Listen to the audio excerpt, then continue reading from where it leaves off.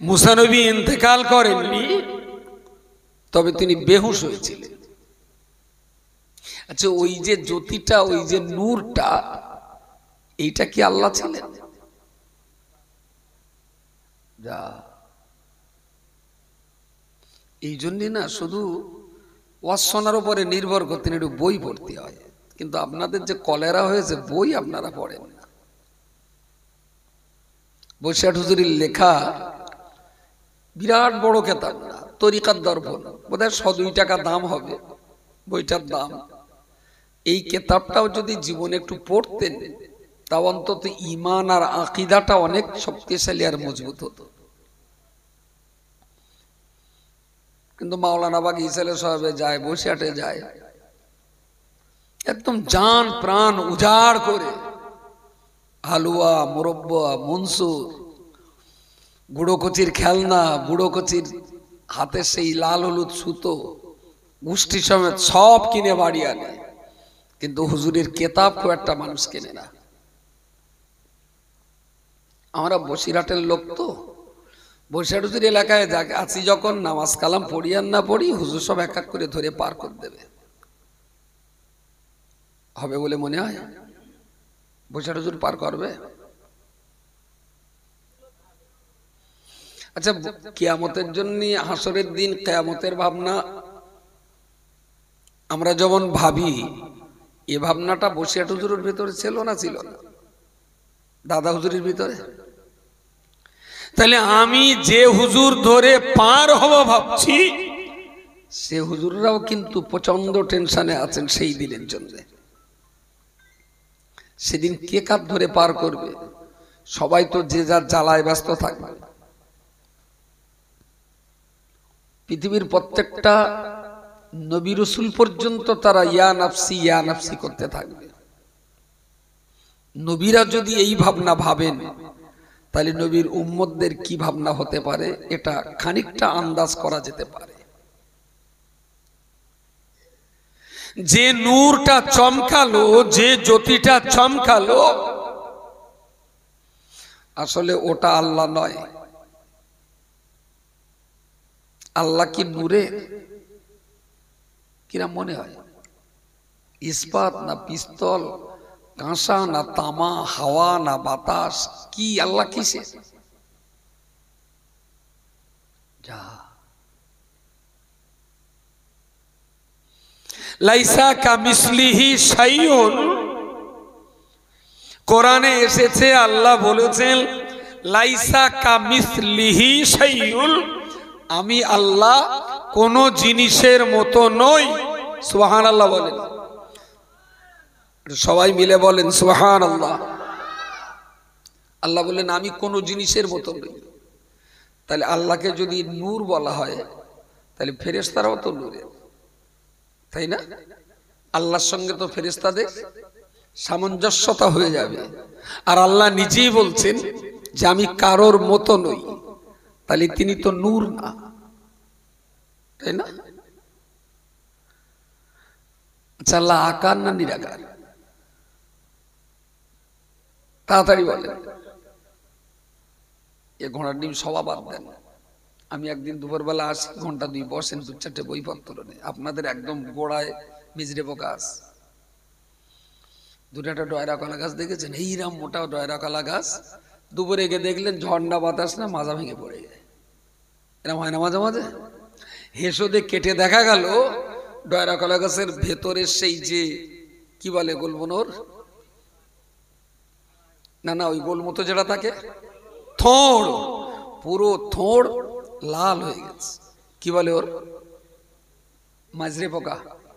কিন্তু যতক্ষণ থেউ থাকে কেউ বুঝতে পারে যে ওর ভিতরে শেষ হয়ে গেছে। আমার গাও তাই,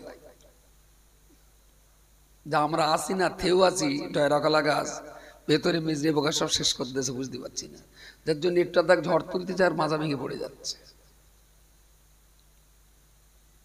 হুজুর আল্লামা লিখেছেন তরিকাত দর্পণে, আল্লাহ আকার এটাও বলা যাবে না, আল্লাহ নিরাকার এটাও বলা যাবে না, বরং আকার এবং নিরাকারকে যিনি সৃষ্টি করেছেন তিনিই হলেন আল্লাহ। একদম আকিদার গোড়ায় তো মিজরে পোকা আপনাদের।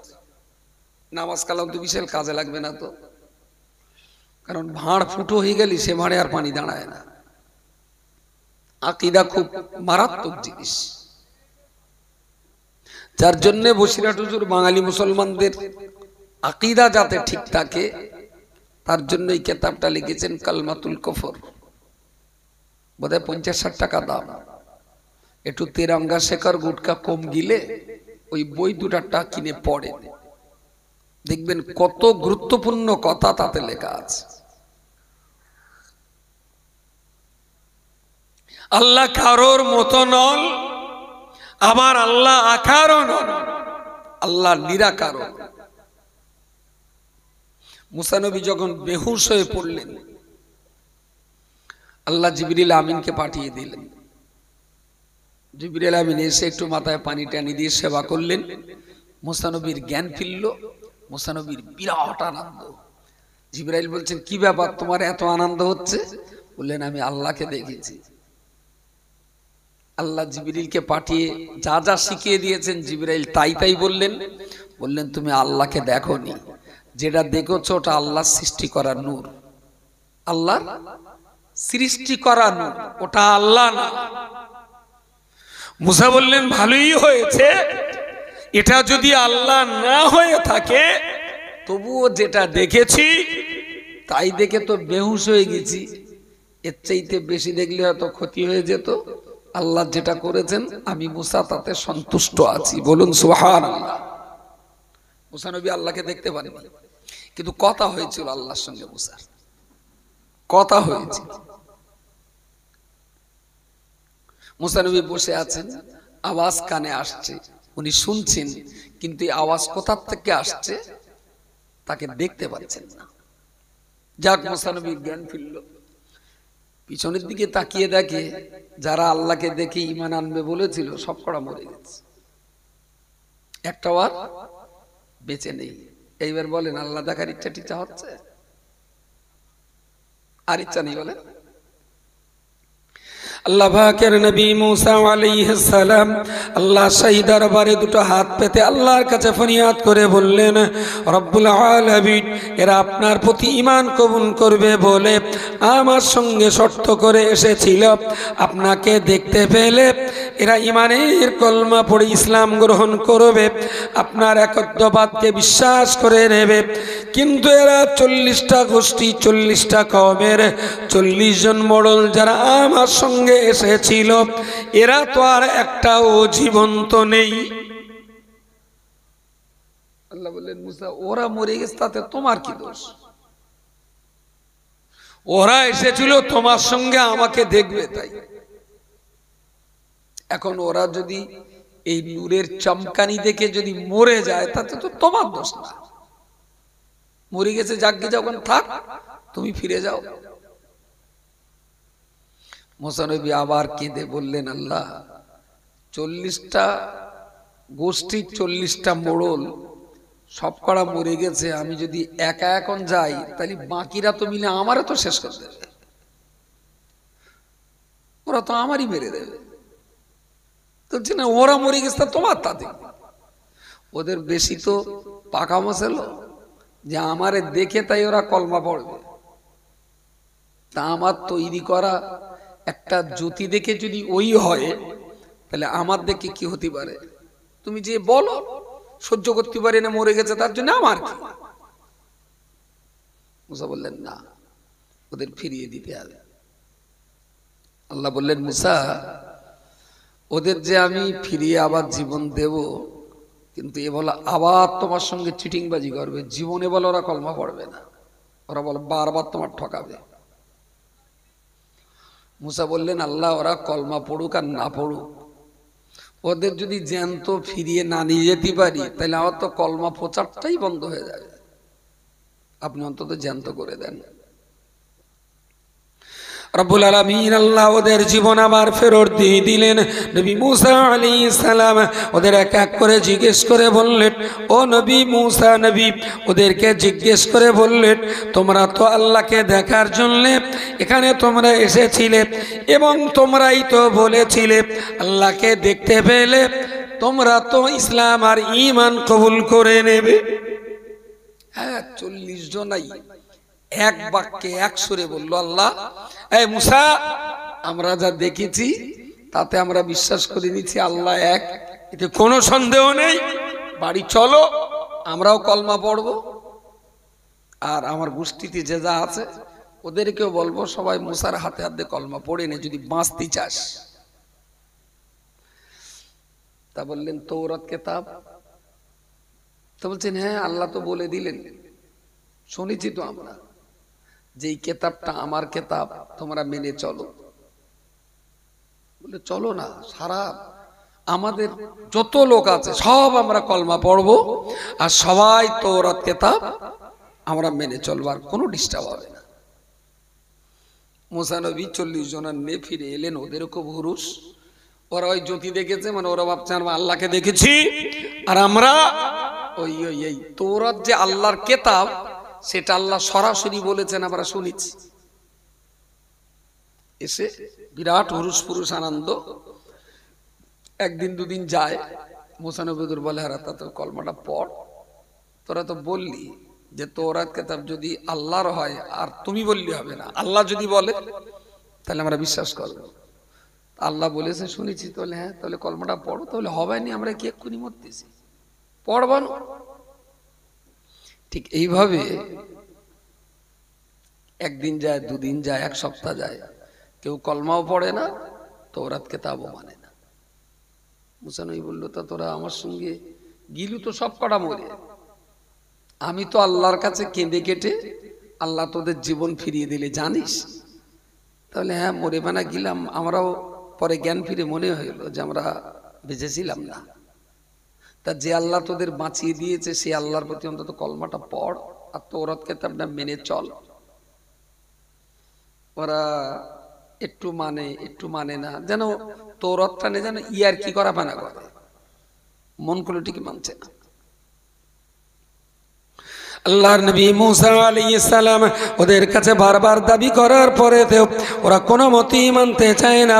একটা টাইমে তারা বলল, ও মুসা, তুমি শোনো শোনো, আমরা তৌরাত মানি বা না মানি, এ ব্যাপারে তুমি আমাদের ছাপ দিতে পারো না। বলে কেন এরা, তোরাই তো বলেছিলি আল্লাহ যদি মেনে চলতে বলে আমরা মেনে চলবো। তাহলে হ্যাঁ বলিলাম। তাহলে আল্লাহ মানতে বলিনি? তাহলে হ্যাঁ মানতেও বলেছে, তারপরে আরো দুটো কথা বলেছে। মুসা বলল, হ্যাঁ, আল্লাহ তোদের সঙ্গে আরো বাড়তি কি কথা বলেছে আমি জানলাম না, তোরা জানলি? মুসা আল্লাহর নবী, মুসা জানে না। ওরা আল্লাহর সঙ্গে নাকি ওদের আলাদা কথা হয়। বলছে কি?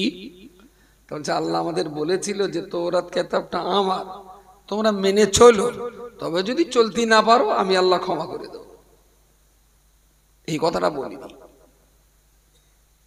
চিটিংবাজি। তাহলে ওরা বলেছিল যে আল্লাহ যদি বলে আমরা মেনে নেব। মুসার দাবি অনুযায়ী আল্লাহ বললেন তাই, এরা মানল না। মুসা বললেন তোরা কথা মতন কাজ কর। বললো কথা মতন কাজই তো করব, আল্লাহ বলেছিলেন মানতে, তবে তারপরে আবার আমাদের আলাদা করে বলে দিয়েছিল যদি তোমরা মানতে না পারো আমি আল্লাহ ক্ষমা করে দেবো। সেই জন্য আমরা একটু অবহেলা করছি, ওতে অসুবিধা হবে না আমাদের। মুসা নবীর এক গাল মাছি, বলে আমি হলুম আল্লাহর নবী, আর আমি সেখানে আল্লাহর সঙ্গে কথা বলার জন্য কত কাঁদা কাটা করলাম, আর আল্লাহ আমার বাদ দিয়ে তোর সঙ্গে কথা বললো। বলছে এই জাতিটা কোনোদিন কলমা পড়েনি। আল্লাযীনা ইউমিনুনা বিল গায়ব, নাজাতের উদ্ধারের সফলতার প্রথম পদক্ষেপ হলো অদৃশ্যকে বিশ্বাস করে নেওয়া। এই অদৃশ্য হলেন মহান সত্তা, সৃষ্টিকর্তা, খালিক, মালিক, রব্বুল আলামিন আল্লাহ। দুনিয়াতে যে আমরা তাকে দেখতে পাই না বা তিনি আমাদের দেখা দেন না, এটা আমাদের প্রতি আল্লাহর আর একটা দয়া। তিনি যদি দেখা দিতেন সেটা আমাদের জন্য হতো মারাত্মক বিপর্যয়। এদিক দিয়ে আমরা ঠিকই আছি, আল্লাহর সঙ্গে আপনার দেখা হবে কোথায়? জান্নাতের ভিতরে। সুবহানাল্লাহ বলেন। সেদিন আপনি আল্লাহকে দেখে সহ্য করার মতন ক্ষমতা আল্লাহ দেবেন, আর সেই দিন আল্লাহকে দেখতে পাবেন, সেই দিন আল্লাহকে দেখা যাবে। প্রিয় শ্রোতা মণ্ডলী, মনে রাখো, আমি আপনাকে দ্বিতীয় নম্বরে বলেছিলাম আল্লাযীনা ইউমিনুনা বিল গায়বি ওয়া ইউকিমুনাস সালাতা। আল্লাহ দ্বিতীয় নম্বরে বলেছেন যারা দৈনিক 5 ওয়াক্ত নামাজ কায়েম করবে সফলতার জন্য, নাজাতের জন্য দ্বিতীয় নম্বর শর্ত হলো প্রত্যেকটা ঈমানদার ব্যক্তিকে প্রতিদিন 5 বার নামাজ পড়তে হবে। আচ্ছা, আমার এই মোবাইলটা হঠাৎ রিং হলো, মোবাইলের রিং হওয়া মানে কি? একটা কলিং টোন বেজে উঠলো, টোনটা আমার কানে গেল, তার মানে আমি কি বুঝবো? কেউ একটা ফোন করেছে, তার মানে পৃথিবীর কেউ না কেউ আমার সঙ্গে একটু কথা বলতে চায়। তো এখন তো খুব উন্নত প্রযুক্তি, আমি ট্রু কালারে বুঝে নিতে পারি কে ফোন করেছে, বা যদি আমার মোবাইলে সেই নাম্বারটা সেট আপ করা থাকে তাহলেই ধরে নিতে পারি অমুক ফোন করেছে। কখনো ফোনটা দেখে যদি দেখি তো সেই রুহুল আমিন ফোন করেছে, তোর 1.5 লাখ টাকা পাবে, তাহলে ফোনটা থাক। কারণ ফোন ধরলেই তো বলবে ভাই টাকা কবে দেবেন। কখনো দেখলাম ফোন করেছে কেডা না, গোলাম আলী, যার কাছে আমি 50,000 পাবো, সে ফোনটাই হ্যালো। তাহলে যেখানে আমার লাভ সেখানে ফোন রিসিভ হয়, যেখানে লস সেখানে ফোন রিসিভ হয় না। কিন্তু যখন এই সিস্টেম ছিল না তখন ফোন আসলেই মানুষ রিসিভ করতো। এখন ফোন আসলে একটু চিন্তা ভাবনা করে রিসিভ করে, যেতে আমার লাভ হবে না লস হবে, সেই মতো রিসিভ হয়। আচ্ছা, আমার ফোনে রিংটোন বাজার অর্থই হলো দেশ বিদেশের ঘরে বাইরে পৃথিবীর কোনো না কোনো একজন ব্যক্তি তিনি একটু আমার সঙ্গে কথা বলতে চান, তাই ফোনটা ধরলাম, কথা হলো। আচ্ছা, আপনি তো ফোন ব্যবহার করছেন, ফোন রিসিভ করে কানে ধরলেন, হ্যালো কে বলছেন? আমি জেন বলছি। কোন জেনের সঙ্গে জীবনে কথা হয়েছে? যে যা ফোন করে সব মানুষ, জেন কখনো ফোন করে না। আর জেনের ভেতরে আর ফোন টোন আছে কি না, আর তারই বা দোকান কোথায়, রিচার্জ করে কিভাবে, সেও আমি খুব ভালো জানি না। তো মানুষে মানুষে ফোন, এটা আমরা ভালো জানি। মাতার কাছেও ফোন থাকে, কখনো রাত 2টো, 2:30, 3টে ফোন আসলেও রিসিভ করি আমরা, আপনাকেও করতে হয়। প্রিয় শ্রোতা মণ্ডলী, তাহলে আমি কি বলতে পারি না, আমার ফোনটা বেজে ওঠার অর্থই হলো পৃথিবীর কোনো না কোনো ব্যক্তি তিনি আমার সঙ্গে কথা বলতে চান, আমি ফোনটা রিসিভ করে তার সঙ্গে কথাবার্তা বলে নিলাম। ওগো আল্লাহর বান্দা, মনে রাখতে হবে প্রতিদিন মসজিদের মিনারে কিংবা মাইকের সামনে দাঁড়িয়ে মসজিদের ইমাম যখন 5 বার করে আপনাকে ডাকে, হাইয়া আলাস সালাহ হাইয়া আলাল ফালাহ, মুয়াজ্জিন সে তার ভাষায় বলে নামাজের জন্য এসো, সফলতার জন্য এসো। আসলে আমার আল্লাহ পাক রব্বুল আলামিন মুয়াজ্জিনের দ্বারাতে মসজিদে দাঁড় করিয়ে বলে দিলেন, মুয়াজ্জিন রে তুই একটু আল্লাহ আমার বান্দাদেরকে ডাক দিবি, ওরা মসজিদে দাঁড়িয়ে যাবে। আসসালাতু মিরাজুল মুমিনিন, নামাজ হলো ঈমানদারের জন্য আল্লাহর দিদার। জোরে সোরে বলুন সুবহানাল্লাহ। আসসালাতু মিরাজুল মুমিনিন, নামাজ হলো মুমিন মুসলমানদের মেরাজ। রাসূলের মেরাজ একবার হয়েছিল ঊর্ধ্ব জগতে আল্লাহর আরশ পর্যন্ত। ঈমানদারের মেরাজ প্রতিদিন 5 বার হয়। নবীর সঙ্গে আল্লাহর মেরাজ হয়েছিল আরশে, মুমিনের সঙ্গে আল্লাহর মেরাজ প্রতিদিন 5 বার হবে মসজিদে। ফোন আসলেই তো রিসিভ করি, কেননা পৃথিবীর কেউ না কেউ আমার সঙ্গে কথা বলতে চায়, ফোনটা ধরে কথা বলি। কিন্তু মুয়াজ্জিনের আওয়াজটা যখন কানে আসে তখন তো এটাই ভাবা উচিত যে আল্লাহ আমার সঙ্গে একটু কথা বলতে চাইছেন, তাই না? মুয়াজ্জিন তো হাঁকছেন যে কথাগুলো দিয়ে, আল্লাহু আকবার, আল্লাহ মহান, আশহাদু আল্লা ইলাহা ইল্লাল্লাহ, আমি সাক্ষ্য দিচ্ছি আল্লাহ ছাড়া কোনো মাবুদ নেই, আশহাদু আন্না মুহাম্মাদার রাসূলুল্লাহ, আমি সাক্ষ্য দিচ্ছি হযরত মুহাম্মদ সাল্লাল্লাহু আলাইহি ওয়াসাল্লাম আল্লাহ পাকের রাসূল। আচ্ছা, এই যে কথাগুলো মুয়াজ্জিন বলছেন, এগুলো তো আল্লাহর নির্দেশ ক্রমে মুয়াজ্জিন মাইক সামনে নিয়ে প্রতিদিন 5 বার করে ডাকছে। তাহলে ফোনের আওয়াজ কানে আসা মানেই এটা যেমন ভাবি যে পৃথিবীর কোনো না কোনো মানুষ আমার সঙ্গে কথা বলতে চায়, মুয়াজ্জিনের আজানের আওয়াজ কানে আসার অর্থই হলো জগতের মালিক তিনি আমার সঙ্গে একটু কথা বলতে চান। যত মুসলমান ফোনের রিংটোন রিসিভ করে তত মুসলমান কি আজানের রিংটোন রিসিভ করে? হ্যাঁ, এরা কারা? এদের চাইতে বড় বেঈমান, বড় বিশ্বাসঘাতক, বড় মুনাফিক, বড় চিটার, বড় চিটিংবাজ, বড় ধাপ্পাবাজ পৃথিবীতে আর কেউ হতে পারে যে প্রতিদিন 5 বার আল্লাহর দিদারে যে নামাজের পাটিতে দাঁড়ায় না। যে সৃষ্টিকর্তার নাকে অক্সিজেন দিয়ে ওরে বাঁচিয়ে রেখেছে, ইনি এ যদি তারই সঙ্গে চিটারি করে তো আপনার সঙ্গে আর আমার সঙ্গে চিটারি করবে তো এখন আর তখন। হ্যাঁ, এদের মতন বড় ফাঁকিবাজ, এদের মতো বড় ধাপ্পাবাজ এক যারা আল্লাহকে বিশ্বাস করে না, আমি একবারও বলবো না যে ওরা নামাজ না পড়ে ধাপ্পা দিচ্ছে। আল্লাহ আছে এটা তো ওরা জানেই না, তো ওদের নামাজের কোনো প্রশ্ন নেই। কিন্তু যারা বিশ্বাস করে যে আল্লাহ আছে এবং নামাজ আল্লাহর ইবাদত,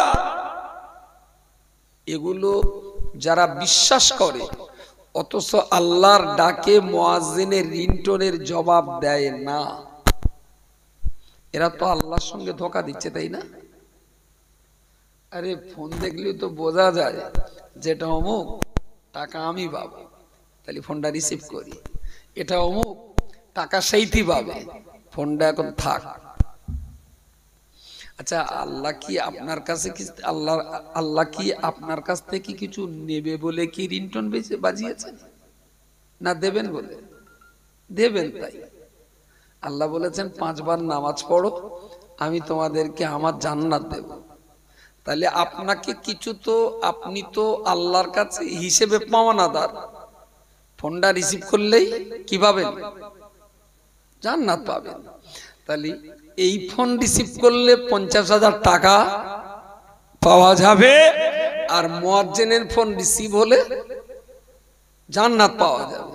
কিন্তু এই পার্টি কোম্পানির ফোন রিসিভ করে দুনিয়ার টাকার জ্বালায়, আর দুনিয়ার মালিকের রিংটোনটা এরা রিসিভ করে না, অথচ সেখানে পাওনা ছিল কি? জান্নাত। তাহলে যারা জান্নাতের চেয়েও যাদের কাছে 5,000 টাকার দাম বেশি, এদের আর ভাত টাত না খেয়ে জামনা খাওয়া ভালো। শালা গরুর চেয়েতে অদব। ওদের চাপনা কেটে দে আর খোল পানি খাওয়ানো ভালো, আর ওদের বাড়ির ভাত আর ডাল টাল গুলো গরুর দিয়ে খাওয়ানো ভালো। তুই যখন খোদার ডাকে উত্তর দিস নে, তা তুই আর মানুষই যাব না, তুই যাব না খা। এরকম মানুষ মুসলিম পরিবারে খুব কম আছে বলে মনে হয়। 100-র ভিতরে 5 ওয়াক্ত নামাজি করা 10টা, তাহলে এই 10টাই ভাত খাবে আর বাকি 90টা শালা ঘাস আর খড় খাবে। ওর গার ভাত খাইয়ে লাভ নেই, শালা মানুষ নামিয়ে পশু তারা, যারা আল্লাহর ডাকের রিংটোন রিসিভ করে না। কিসের মানুষ তারা? প্রিয় নবী মুহাম্মদুর রাসূলুল্লাহ সাল্লাল্লাহু আলাইহি ওয়াসাল্লাম তিনি ইন্তেকাল করছেন একেবারেই জীবনের শেষ সময়তে। মা ফাতেমাতুজ জাহরা রাদিয়াল্লাহু আনহা উনি কাছাকাছি ছিলেন। রাসূলুল্লাহ ইশারা করলেন, মা ফাতেমা নিজের কানটা আব্বাজির ঠোঁটের কাছে লাগিয়ে দিলেন। নবী মুহাম্মদুর রাসূলুল্লাহ ফাতেমার কানের কাছে ঠোঁট লাগিয়ে বললেন, ও মা ফাতেমা, আমার উম্মতদিগকে বলে দিবি আসসালাত আসসালাত আসসালাত আসসালাত, নামাজ নামাজ নামাজ নামাজ। আমার উম্মতেরা যেন কোনো দিনের জন্য নামাজ নিয়ে অবহেলা না করে। হাদিস শরীফের ভিতরে এসেছে রাসূলুল্লাহ এই কথাটা বলার পরেতে দুনিয়ার জীবনে আর কোনো কথা তিনি বলতে পারেননি। নবীর দুনিয়াবী জীবনের শেষ আওয়াজের কথা ছিল নামাজ, আর কোনো কথা বলতে পারে। মুসলমানরা বিরাট আশা করে নবীর সুপারিশ নিয়ে জান্নাতে যাবে, বিরাট আশা করে হাসরের মাঠে নবীর হাতের কওসারের পানি খাবে, কিন্তু নবীর কথাগুলো কি মানে? নবীর কথাগুলো কোনো ভ্রুক্ষেপ নেই, কিন্তু নবীর হাতের কওসারের পানি খাবে, নবীর সঙ্গে জান্নাতে যাবে, নবী সুপারিশ করবে, এইগুলোই ওর বিরাট বিশ্বাস। কিন্তু নবী যে কি কি করতে বলেছেন সেসব কথা ওর কানে একবারও যায় না। আসলে আপনি যাই বলুন, আমার বারবার একটা জিনিস মনে হয় যে মুসলমানরা ইসলাম বোঝে না। যদি ইসলাম বুঝতেন, যদি ইসলামের ফান্ডামেন্টাল কানুন, কম্পালসারি এডিশনাল বিষয়ে যদি ইসলাম সম্পর্কে জানতো ঠিকঠাক, তাহলে আমার মনে হয় ধর্মটাকে নিয়ে এরা এতটা ইয়ারকি করতো না। আচ্ছা, আজকের এই সভাটা যারা দেশে, ওরা সবাই আজকের এশার নামাজটাও পড়েছে? যে কজন সভা দেশে সবাই এশার নামাজ পড়িস বলে মনে হয় সময়? আচ্ছা, এর কোনো মানে আছে? রজব আলী আসেনি? হ্যাঁ, রজব আলী তো 12টায় আসার কথা। হ্যাঁ, আমার তো 11:30টায় আসার কথা। 11:30 না, আরো 10 মিনিট আসে। মেটেতে আমার হেডকেট খেয়ে নিয়েছে, ও পাড়ায় লেগে হেডকেট খেয়ে নিয়েছে। আমি ঠিক 11:10 তখন গাড়ি থেকে নেমেছি, যেহেতু বক্তা শর্ট ছিল। আর এরা আমার দাওয়াত করেছে 15-20 দিন আগে, বলতে হুজুর গতবার এইলেন, এবার আর বলতে হবে। ওরা মনে করে গতবার এইলাম মানে এবারও আসতে হবে, সেই বলে রেখে দেবে। আমি বলি, দেখ আমার এই অবস্থা, আমার গেলেই তো 11:30টার আগে আমি যেতেই পারবো না, তাহলে তাও একটুখানি আসেন। সেই জন্য একটু টেনে টুনে এসছি, যেহেতু বক্তা কম, আমি যাই তাড়াতাড়ি। মাওলানা কত দূর না কি, আর সত্যি সত্যি আসবে তো নাকি? একটু খবর নেন না কেউ, একটু যদি আসে আমি টুকটাক করে এখনো দেবো, অসুবিধা নেই। একটু দেখেন না, একটু ফোন করে দেখেন। আবার আমার যেরকম বলেছে, আবার ওরা আবার 2:30 টাইম দেশ কিনা,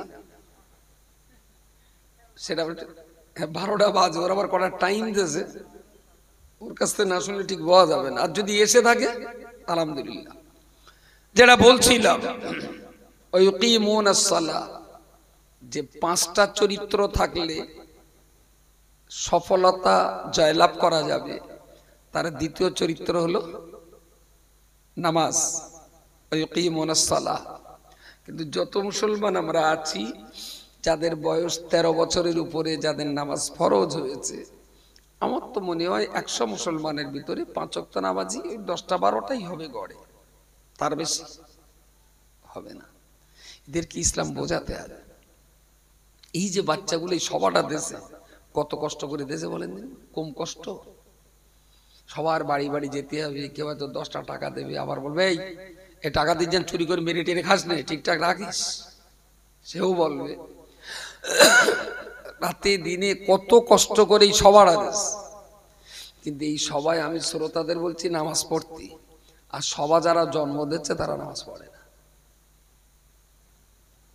এর কি বললি ভালো হয় বলেন দিন একটু, কোন দিক দিয়ে বললি ভালো হয়?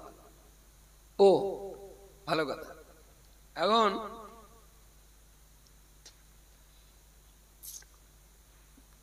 শীতকালে তো প্রচন্ড পানি, ঠান্ডা, তাতে বাঁশ বাগানের পুকুর, সৌর মাছ ধরতে লেবে সেই পুকুরি গামছা পরে এখন মাছ ধরতেছে।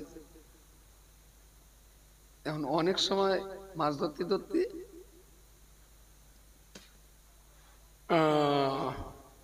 রাস্তাতে দেখে বৌমা যাচ্ছে। এখন বৌমার এই ঠিক কোমরের আম জায়গায় ওই কুঞ্চির খোঁচাটা থাকলে কাপড় একটুখানি ছিঁড়ে গেছে। তা পুকুরতে দুবার বলেছে, বৌমা কাপড়টা একটু ঘুরিয়ে এলাও মা। তা বৌমা খেয়াল করিনি। এখন বলে এখন তো 3-4টে বাড়ির উপর দিয়ে যাবে, বৌমার মান সম্মানে লেগে যাবেন যে। ও লোক পুকুরতে তাড়াতাড়ি উঠতে গিয়ে এখন ও লোকের গামছা বেঁধে গেছে, পুকুরের এক কুঞ্চিতে বেঁধে খুলে গেছে। এখন শীতকালে তো ঠান্ডা পানিতে অনেক সময় ছিল, সেসব নিঃশ্বাস পানা হয়ে গিয়ে গামছা যে খুলে গেছে ও লোকের কোনো খবর নেই। ওইভাবে তাড়াতাড়ি করে উঠে পুকুর দিয়ে ধার দিয়ে হেঁটে, ও বৌমা দাঁড়াও। বৌমা ঘুরি তো একদম মাথা খারাপ।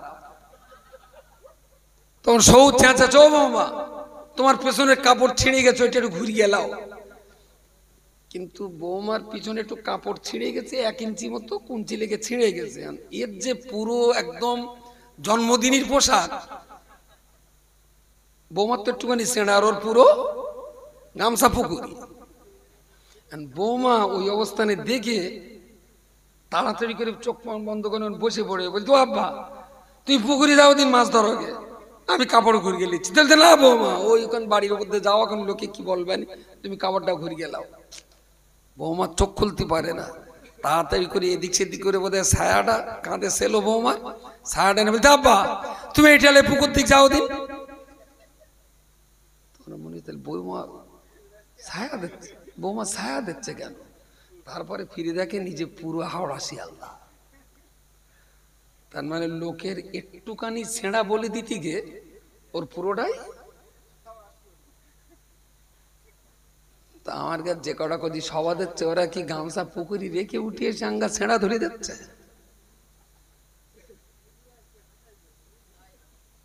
ধর্মসভায় যেখান যা ছেঁড়া ফাটা থাকে বক্তার একটু মেরামত করে। এখন এই ধর্মসভার যারা আয়োজক, ওরা গামছা পুকুরি রেখে আমাদের ছেঁড়া বলে দিতে। আচ্ছা, এই ধর্মসভায় কোনো বরকত হবে না ফজিলত হবে না এর কিছু পাবো আমরা? নামাজ বাদ দিয়ে সভা ই কোনো কালে হয়? আমি কতবারও বলেছিলাম, আমি তোর অন্তত নামাজ কালামটা ঠিকঠাক পড়। এখানে নামাজ পড়তে কষ্ট হয়, সভা দিতে কষ্ট হয় না। অথচ নামাজের চাইতে সভাটা তো অনেক কষ্টের, অনেক কষ্টের। কি কি তা ঠিক তো, সত্যিই তো হয়, কিন্তু নামাজ পড়তে তো অত কষ্ট হয় না, কিন্তু নামাজ পড়বে না।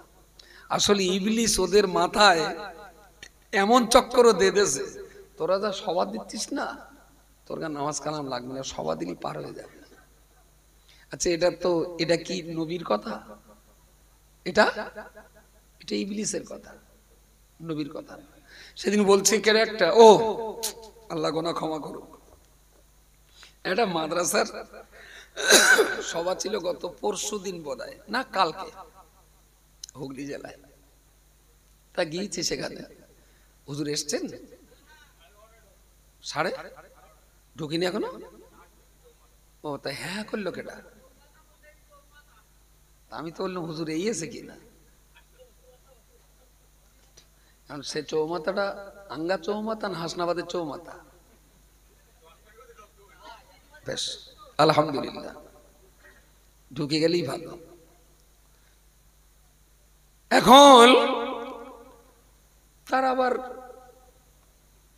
আমি আর গ্রামের নামটা বলবো না, বলতে হুজুর মাদ্রাসা তো করে দিলেন, কি করে চালাই? কেন বলতেন? তাহলে খুব নামি দামি এক হুজুর এসে বলেছে, বাবা তোমরা সব পীর বুজুর্গদের মানো? তা বলছে হ্যাঁ মানি। তাহলে খবরদার ছেলে পিলের জন্য কোনো মাদ্রাসায় পড়াতে দিও না বাবা। কোথায় এখান সেখান পড়াশোনা করে ভটকে যাবে, আর তোমরা যেসব পিতৃর মানো তারা কিন্তু পিতৃর আর মানবে না বাবা। হচ্ছে এক কাজ করো, তোমরা দুটো করে গরু কিনে দাও, ওরা গরু চড়া। বকরা ঈদের সময় গরুর দাম খুব বাড়বে। এখন বাবা 10,000 টাকাতে গরু কিনে দাও, বকরা ঈদের সময় ওই গরু 20-25 হাজারে বিক্রি হবে। তাতে তোমাদের সংসারটা ভালো চলবে, তোমরাও দুটো পয়সার মালিক হবে, আর তোমাদের পীরেদের প্রতি তোমাদের ভক্তিটা ঠিক থাকবে। আর যদি ছেলে পিলে মাদ্রাসায় দাও তাহলে কিন্তু ওরা ভটকে যাবে, ওরা কিন্তু পিতৃর মানবে না, তাহলে কিন্তু খুব ক্ষতি হয়ে যাবে তোমাদের। বাবা গরু কিনে দাও, বাচ্চা কাচ্চা মাদ্রাসায় দিও না। আমি অবাক হয়ে গেলাম যারা এরম কথাও বলে। বলছে হ্যাঁ আমরা নিজেরা শুনেছি চটে বসে ওই কথা। বলছে মাদ্রাসা আমরা চালাচ্ছি কিন্তু গ্রামের লোক কেউ ছেলে দিচ্ছে না, ওই গরু কিনেই দিচ্ছে। গ্রামে প্রচুর গরু চড়াচ্ছে সব এখন। আসলে জনগণ যদি বোকা না হয়, জনগণকে যদি অন্ধ করা না যায়, তাহলে পকেট মারির সুবিধাটা ঠিক হবে না, তাই না? পাবলিক যত অন্ধকার হবে তত হুজুরির নাম করে বলবো বাবা আজকে রাসূলুল্লাহর সঙ্গে যে আরাত হয়েছে, নবী বলে দিলেন যে ডন্ডিঘাটে ওখানে জলসায় দিয়ে 25,000 টাকা নজরানা দেবে। এ কথা আমার কথা না বাবা, রাসূলুল্লাহ বলে গেছে। এখন এদের সভা কমিটির ছেলেপিলে যদি লেখাপড়া শেখা হয় তাহলে ওরা তখন জিজ্ঞেস করবে হুজুর নবীর চেহারাটা কিরকম, রাসূলুল্লাহর কানটা কিরকম, নাকটা কিরকম, ভুরুটা জোড়া না আলাদা, এখানটা গোস্ত ছিল না একটু হাড় বেরোনের মতো, কান দুটো খাড়া ছিল না একটু শর্ট ছিল। যদি আলেম হয় শিক্ষিত হয় তাহলে পাল্টা জিজ্ঞেস করবে যে আপনি নবী যদি দেখেন থাকেন তাহলে নবীর মুখটা কিরকম দেখেছেন। যদি লেখাপড়া না শেখার দামড়া গুরু হয় তাহলে ওইভাবে হাত পায়ে ধরে খুঁতখুত করে 25,000 গুনিয়ে দেবে। বুঝতে পারেননি? পাবলিক যত অন্ধ হবে পকেট মারি তত সুবিধা। আমরা যখন চেঁচাচ্ছি যে বাবা ছেলে পিলে আলেম মাওলানা মুফতি কারি করতে যদি নাও পারিস অন্তত কোরআনটা শেখা। পৃথিবীতে আর কিছু শিখুক আর না শিখুক, অন্তত কোরআনটা শেখ। আল্লাহর দেওয়া ইসলাম আর আল্লাহর কালামটা অন্তত বুঝুক। হাফেজ হতে না পারলেও পড়া তো শিখুক, মুখস্থ পড়ার দরকার নেই, দেখে তো পড়ুক। আর কোরআন যখন সুন্দর শিখে যাবে ইনশাআল্লাহ ধীরে ধীরে ধীরে ধীরে তার ভিতরে একটা হেদায়েতের আলো তৈরি হবে। আমরা যখন চাইছি সবাই কোরআনটা শিখুক, আর পীরের নামে তখন বলা হচ্ছে যে গরু কিনে দাও, ছেলে পিলে গরু চলা, তোমাদের আর্থিকভাবে সচ্ছল হবে, সংসারটা ভালো চলবে, আর ছেলে পিলে ভটকে যাবে না, পীর মানবে। বুঝতে পারেননি? তার মানে ওরাও বুঝে গেছে যে এরা যদি লেখাপড়া শেখে তাহলে আমরা যে ভণ্ড পীর ওরা আমাদের বুকি পাদে চটকাবে। বুঝতে পারেননি? পীর আর পীরের ছেলে বলে কি বোতল জায়েজ, বোতল শরীফ, গাঁজা শরীফ? পাবলিক গাঁজা খালি হারাম, যদি পীরের বংশের কেউ গাঁজা খায় সুন্নত। পাবলিক বোতল টানলে হারাম হয়, আর বাপ দাদাদের পীরের নাম করে পীর বংশের কেউ যদি বোতল খায় তাহলে তার পায়ে হাত দিকে চুমু খাতে হবে না আমার পা তার গা বুকি বসাতে হবে? তাহলে লেখাপড়া যদি জানে, জ্ঞান যদি হয়, শিক্ষা যদি পেটে থাকে, তাহলে বুঝবে যে কোরআন মেনে মানুষ আল্লাহওয়ালা হয়। সেই কোরআনে বলা আছে মদ হারাম, শালা হারামি তুই মদ খাবি, আবার বলবি আমার দাদা পিচ্ছিল, দে শালা চটকে রক্ত খুলে দে একদম। তোর দ্বারা পিচ্ছিল, তোর দাদার কাছ মরিয়ে দেবো, তুই তো শালা চিটার মাতাল। তো দাদার তুলে নেয় তার পা চেটে মানি খাবো, তোর কেন পুজো করতে যাবো আমি? যার ভিতরে ছিল সম্মান ইজ্জত মর্যাদা কদর তারই করব। তুই তো সারা মাতাল, তোর কথা কখনো পাবলিক নেয়? হ্যাঁ পাবলিক নেবে যদি অন্ধ করে রাখা যায়। পাবলিক অন্ধ করে রাখলে আর হুজুরির রক্ত, তা তোমার হুজুরির রক্ত যদি মেটে যায় তাও তুমি পা চাটবা? হ্যাঁ চাটবে, অন্ধ হলি চাটবে। ও কি মেয়েটা এমনি গেছে? হয়তো হাদিস কোরআনে রয়েছে, না হলে যাবে কেন? মূর্খ সরের যা দশা। বলে ওরা কোরআন হাদিসের লোক, ওরা আলেম লোক, ওরা সব জানে, সব বোঝে। যদি মেটে যায় আর সোনাগাছি যায়, বসিরহাট নতুন মার্কেট টার্কেট যায়, তাহলে হাদিস কোরআনে আছে কোনো জায়গায়, না গেলে ওরা যায়। সহ্যের বাইরে। সমাজে যখন আমরা চেষ্টা করছি মানুষের চোখ খুলে দেওয়ার, আর একটা গোষ্ঠী তখন চকি বাসবরুনি না আটা দেবে, বলতে চোখ খুলতে হবে না, গরু চড়া। এরা ফেরাউনের চাইতে ভয়ঙ্কর, ফেরাউনের চাইতে এরা বিপজ্জনক। প্রিয় শ্রোতা মণ্ডলী, মনে রাখুন, আমার আল্লাহ পাক রব্বুল আলামিন কোরআন শরীফের অপর একটা জায়গায় বলেছেন, হে পৃথিবীর ইমানদার মানুষেরা, আর রহমান আল্লামাল কোরআন, আমি আল্লাহ তোমাদের প্রতি দয়াবান, আমি আল্লাহ তোমাদের প্রতি মেহেরবান। আমার দয়ায় পূব আকাশে সূর্য ওঠে, পশ্চিম আকাশে ডুবে যায়, আমার দয়ায় আঁধার আকাশে পূর্ণিমার চন্দ্র উদিত হয়, আমার দয়ায় বাতাসে অক্সিজেন দেওয়া হয়, আমার হুকুমে, আমার দয়ায় নদীর জোয়ার আর ভাটা পরিচালিত হয়, আমার দয়ায় পৃথিবীর মাটিতে পানি বর্ষণ হলে ওই মাটির মধ্য থেকে গোটা সৃষ্টি জগতের রুটি রুজি উৎপাদন হয়। আমি আল্লাহ তোমাদের জন্য আমার পক্ষ থেকে যত দয়া, যত মায়া, যত করুণা তোমাদিগকে দিয়েছি, তার চাইতে অনেক বড় করুণা, বড় দয়া আর রহমান ও আল্লামাল কোরআন, আমার পক্ষ থেকে আমি আল্লাহ তোমাদের জন্য কোরআন দান করেছি। সুবহানাল্লাহ বলেন, সবাই মিলে বলেন সুবহানাল্লাহ।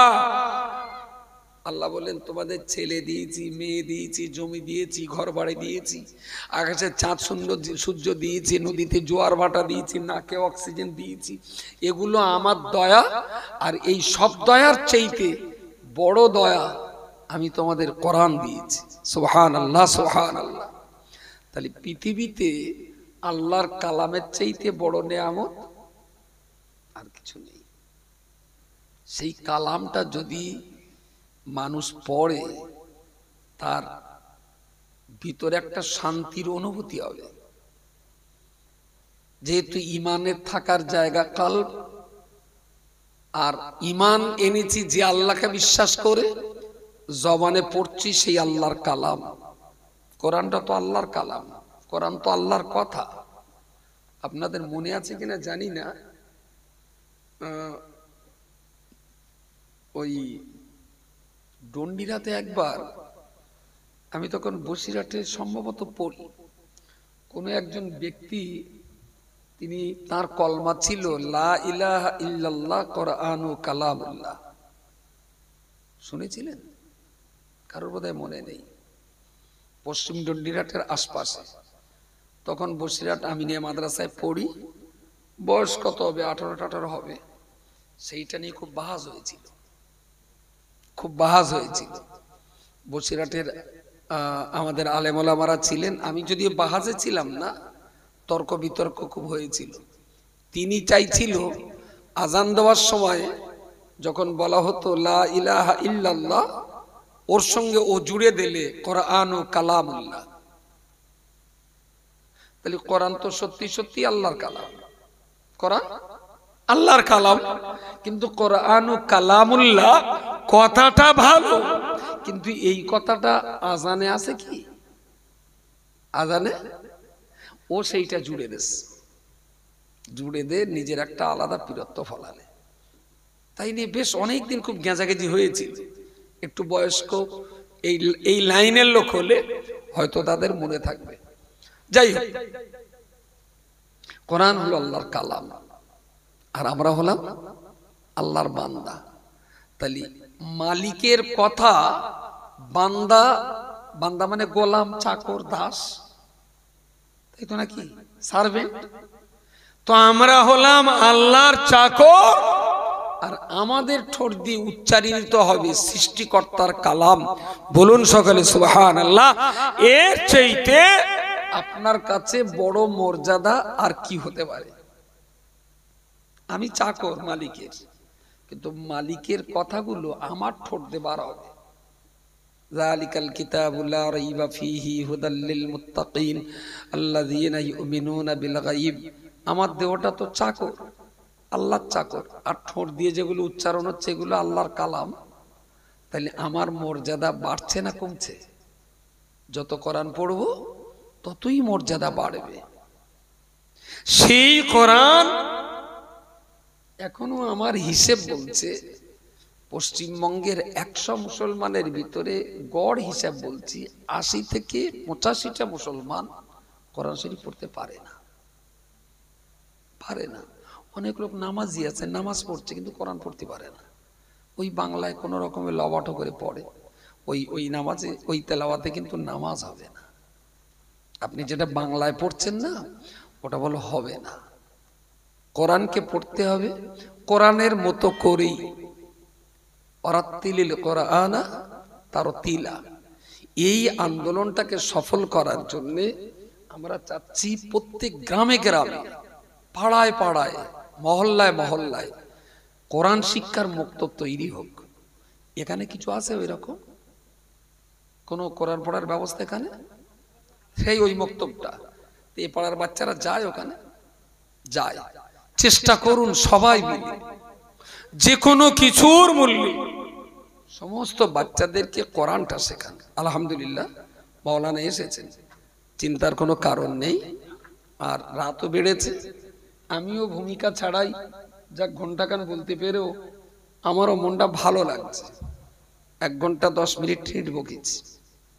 মাওলানা এসেছেন, তার ছোট্ট দুটো কথা আপনাদের শুনতে হবে যতক্ষণ আপনাদের ধৈর্য সহ্য থাকে। শেষ কথা আপনাদের কাছে এইটা, আপনার বয়স যদি 80 বছর হয়, কারো না কারো বসে একটু কোরআনটা শিখুন, কোথাও না কোথাও বসে। সারা কোরআন পড়তে হবে না, অন্তত কোরআন শরীফের 2টো পৃষ্ঠা আপনি শুদ্ধ করে পড়েন, 2টো পৃষ্ঠা পড়ুন, তাতে কোরআনের হক আদায় হয়ে যাবে। যদি সবটা পড়েন তো আলহামদুলিল্লাহ। কোরআন খতম করা ফরজ না, কোরআন পড়তে শেখাটা ফরজ। কোরআন শরীফ পড়তে শেখাটা ফরজ, হাফেজ হওয়াটা ফরজে আইন না। পড়তে শেখাটা আর পড়তে পারাটা হলো ফরজে আইন।